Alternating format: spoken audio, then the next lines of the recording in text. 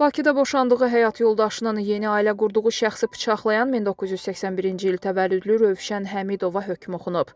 Yasamal rayon məhkəməsinin hökmü ilə o, Cinayət Məcəlləsinin 221.3-cü xuliqanlıq, silah və ya silah qismində əşya tətbiq etməklə maddəsi ilə təqsirli bilinib. Araşdırmalar zamanı məlum olub ki, Rövşən bir neçə il əvvəl həyat yoldaşından boşanıb. Onların oğul övladı ata ilə, qız övladı isə ana ilə qalıb.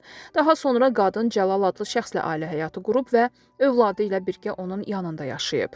Ötən ilin 14 fevral tarixində isə Rövşən qızını görmək və keçmiş həyat yoldaşı ilə barışmaq niyyəti ilə onların yaşadığı məhəlləyə gedib. Rövşən küçədə Cəlalla qızını görərək ona hücum edib və bıçaqla xəsarət yetirib. Məlum olub ki, həmin vaxt Cəlal ögey qızını hazırlıqdan evə gətirirmiş. Polisin keçirdiyi tədbirlərlə Rövşən tutulub və onun barəsində cinayət işi başlanıb. Məhkəmənin hökmü ilə Rövşən Həmidova 2 il 3 ay həbs cəzası verilib.